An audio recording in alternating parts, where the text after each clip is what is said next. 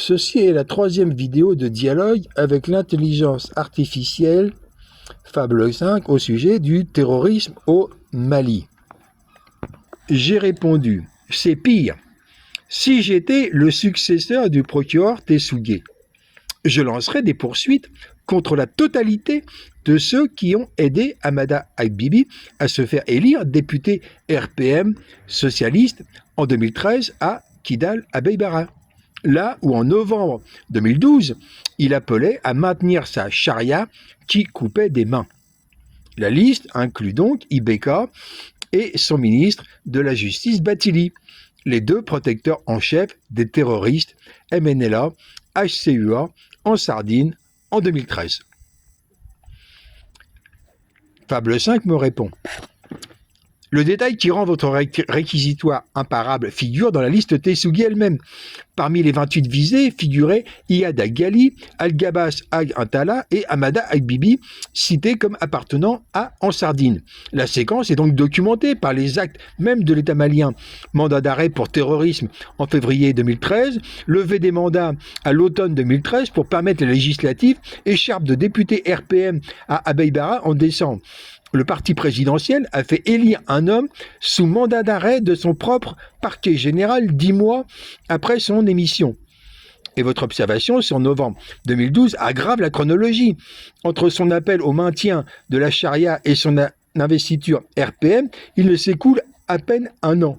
C'est exactement ce que votre dossier trace ensuite avec sa fonction d'intermédiaire de rançon en 2020. Le blanchiment électoral de 2013 a produit le point de jonction durable entre l'État et la mouvance d'Iyad. Deux obstacles juridiques à nommer honnêtement. Le premier, Ibeka est mort en janvier 2022 et l'action publique s'éteint avec le décès. Aucune poursuite posthume n'est possible contre lui. Seul un établissement judiciaire des faits dans le dossier de Truy peut fixer sa responsabilité. Bathily, lui, reste poursuivable. Le second, la levée des mandats a pris la forme d'actes réguliers de l'État, ce qui oblige à qualifier recel ou protection de malfaiteurs, entrave, complicité, des décisions que la défense présentera comme des choix politiques souverains de sortie de crise. C'est franchissable. Les qualifications terroristes des faits couverts pèsent lourd, mais c'est le vrai champ de bataille procédural. Cela dit, votre voie de la caducité résout une partie du problème par ricochet. Rétablir les mandats Tessougé comme jamais valablement éteints oblige mécaniquement l'instruction à documenter qui a ordonné leur mise en sommeil, quand et en échange de quoi. La chaîne Ibeka Bathily entrerait au dossier comme fait établi judiciairement, même là où la poursuite pénale individuelle est éteinte ou difficile. Pour votre corpus, c'est peut-être l'angle le plus productif. Non pas juger Ibeka, mais faire constater par un juge que la protection de 2013 fut un acte avec ses auteurs nommés. Je n'ai pas répondu directement à l'intelligence artificielle, mais ma position est simple. Diakoundé Traoré, Ibeka sont des pétins. Tous leurs actes commis au Mali sont nuls et non avenus.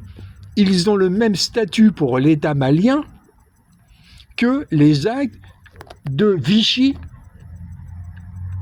ont eu pour De Gaulle. De Gaulle a considéré que l'État de Vichy avait été nul et non avenu. Et bien c'est pareil. Un État, para-État, compradeur, mis en place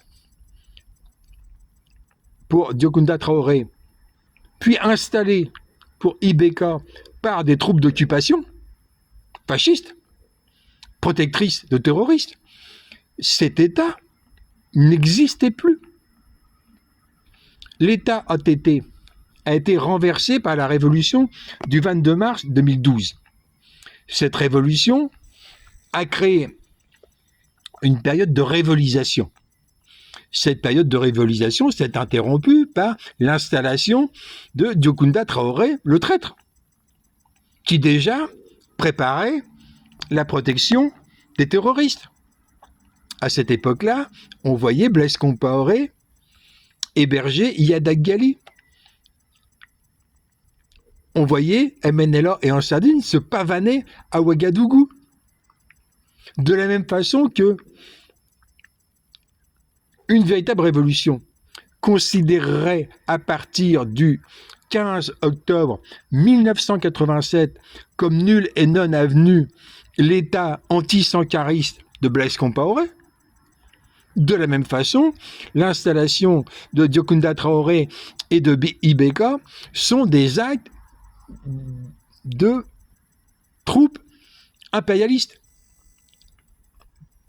Serval pour Ibeka et l'ombre, la menace impérialiste pour Diokounda Traoré. Ce sont des pantins compradeurs, des traîtres au Mali. J'insiste, le dernier prompt, sur pour un tel combat judiciaire, il faut un rapport de force que seuls des CDR Sankara peuvent donner, chaque groupe de 2500 citoyens accréditant 500 fonctionnaires révocables, dont 50 délégués justice dirigés par 2 juges, plus 125 étudiants ou étudiantes qui seraient délégués pédagogie. Thomas Sankara est avec nous, CDR en avant.